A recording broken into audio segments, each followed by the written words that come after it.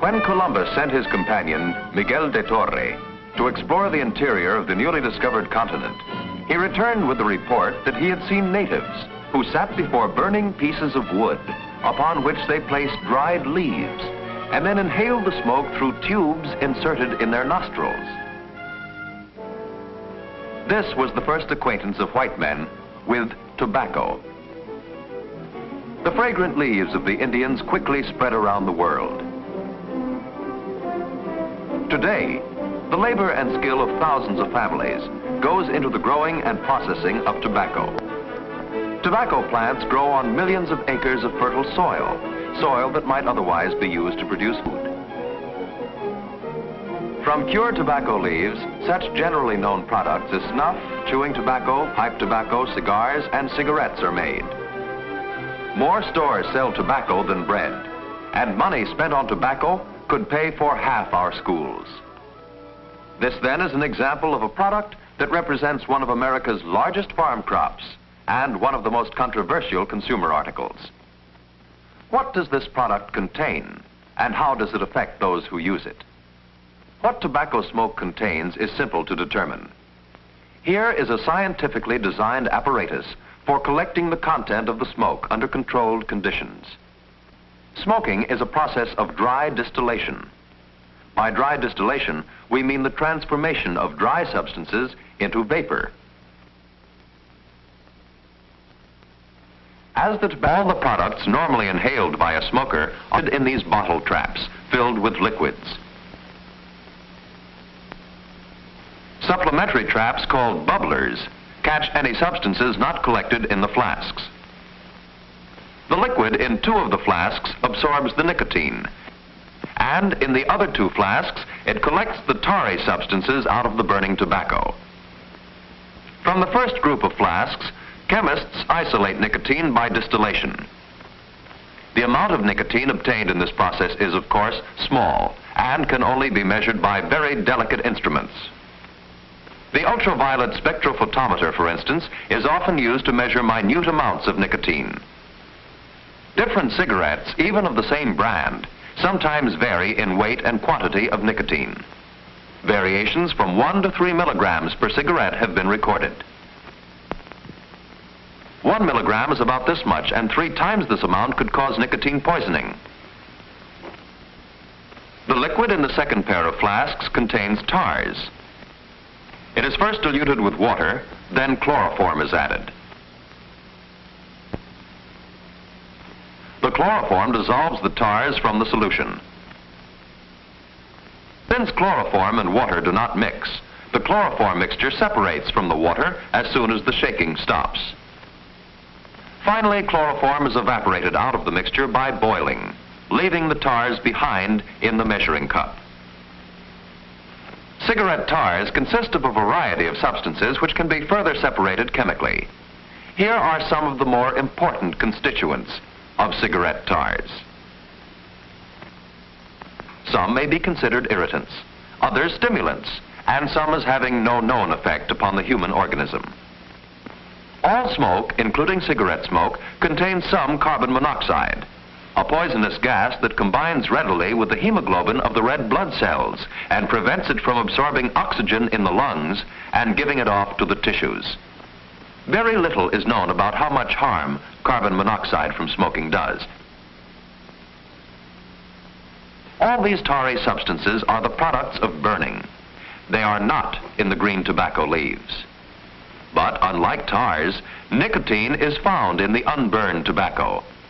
In smoking, some of the nicotine enters the body. When we light a cigarette, about 25% of the nicotine is destroyed chemically by fire. Behind the glowing tip, in the zone where tobacco is heated to a medium temperature, gases containing nicotine arise from the leaves. About 30% of these gases pass out into the atmosphere, while the remaining 45% continue to flow with the main air current towards the mouth. However, the major portion of the nicotine does not reach the mouth. It is deposited on the cold tobacco particles which it passes on the way. In consequence, only some 15% of total quantity of nicotine enters the mouth. Nicotine enters the body primarily through the air passages and lungs. However, some nicotine is dissolved in the saliva of the mouth and swallowed, thus reaching the stomach directly. From the stomach, the portal vein carries it to the liver, where some chemical changes occur which are not yet fully understood. But most of the nicotine enters the lungs with the inhaled air. From the lungs, it is carried to the left side of the heart, and from there it is rapidly distributed to all tissues of the body. This is why the smoker feels the effects of smoking almost as soon as he lights the tobacco. Carried by the blood, nicotine reaches the nerve cells, where it induces a complex set of reactions. The drug acts mainly on three parts of the nervous system: on the ganglia, or switchboards, of the autonomic nervous system, on the junction between nerves and the muscle, and on the brain itself. At these points, nicotine first stimulates the nerve cells, then gradually slows down functions and even paralyzes them.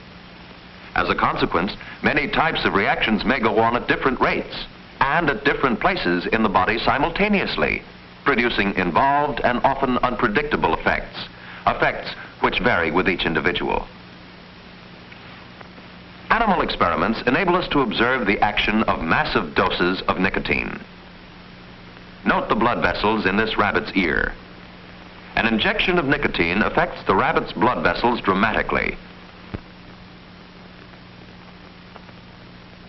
Watch how the small arteries in the rabbit's ear gradually disappear as the blood vessels tighten up under the stimulating action of nicotine.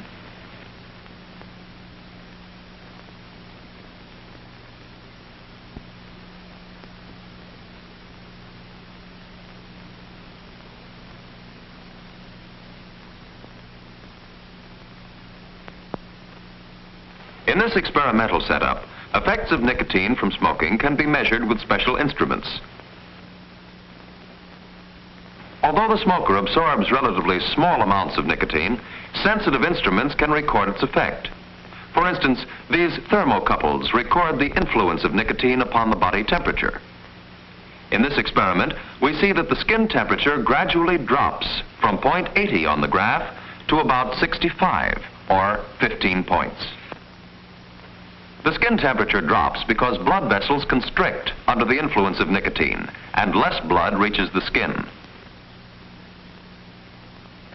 Experiments with animals help dramatize the effect of nicotine on the nerve cells of the heart. By applying the drug directly to the exposed nerve of a rabbit's heart, we induce a change in rhythm.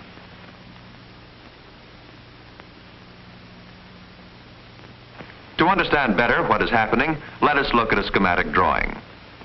In the experiment, nicotine was applied at the spot indicated by the arrow.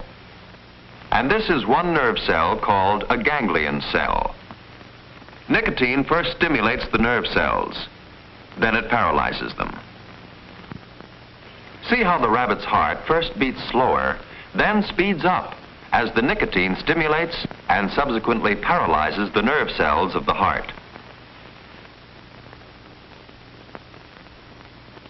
In the observation chamber, the research scientists simultaneously the action of nicotine upon the human heart, breathing, skin temperature, and blood pressure. The multiple graph indicates that this man's heart has not been visibly affected by the nicotine. The graph in the middle reproduces the pattern of breathing. We've seen that nicotine causes the heart to beat more rapidly and often irregularly. We've also seen that nicotine causes blood vessels to contract.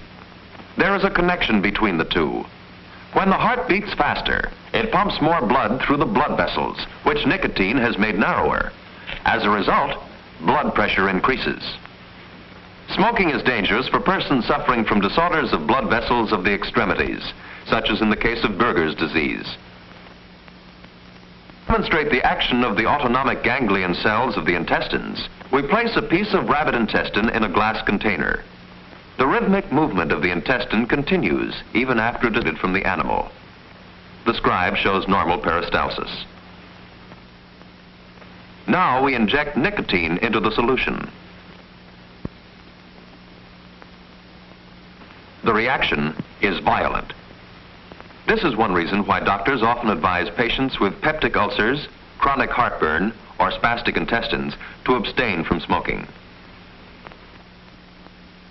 Nicotine also acts upon the central nervous system. It stimulates it and produces a quickening of brain activity, which creates a feeling of nervousness and excitement. This rabbit reacts calmly to petting and tapping. But as soon as nicotine has acted upon it, the rabbit reacts to the same treatment with convulsions and tremor.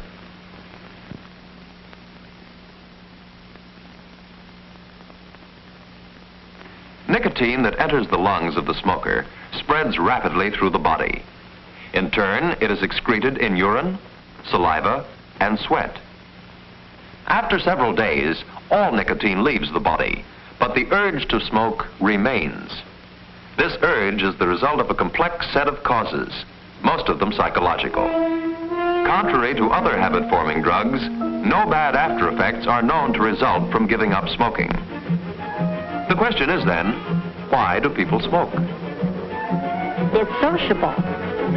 I never thought why I smoked. I started smoking when I was quite young. My parents smoked, so do I. Most people start smoking in imitation of a hero, or because they think that it makes them look important, grown up, or sophisticated, or they just stumble into the habit. But once formed, it is a hard habit to break. On the other hand, smoking is not an inborn, inherited, or natural urge. Beginners, almost without exception, find smoking irritating. Sometimes reactions are quite violent. And yet, smoking is a widespread social habit, so widespread that considerable money is spent on the study of its effects. What are the conclusions of research at this time? For one thing, there seems to be agreement that smoke causes irritation of air passages. A smoker's cough is a well-known sound. Of the many tar compounds in the tobacco smoke, we cannot tell with certainty which one or ones cause irritation. Our way of life makes it necessary for many people to live in air polluted with industrial smoke, dust, and car exhaust. Add to this the irritation of tobacco smoke, and draw your own conclusions. Experiments with mice are being conducted in several universities. Scientists suspect that certain constituents in the smoke, probably some of the tarry substances, may cause cancer in the respiratory tract, especially in the lungs of smokers. By smearing tars obtained from tobacco smoke and polluted city air on the skin of mice, scientists have already succeeded in inducing cancer in mice. Research in this area is relatively new. Observers also point at the high incidence of lip and tongue cancers found among pipe smokers. The increase in heart ailments in recent years alerted medical research to a closer observation of smoking habits of heart patients. There seems to be considerable agreement about the effect of smoking upon the human organism, but a great deal more work is needed to explain the potentially dangerous effects of smoke tars. Smoking is a widespread social habit, a habit very easily acquired, but very hard to break. Helped by advertising and glamorizing, it makes new converts easily, especially among the young. Armed with these facts, it must be the decision of each and every individual whether he or she will take the risks of smoking.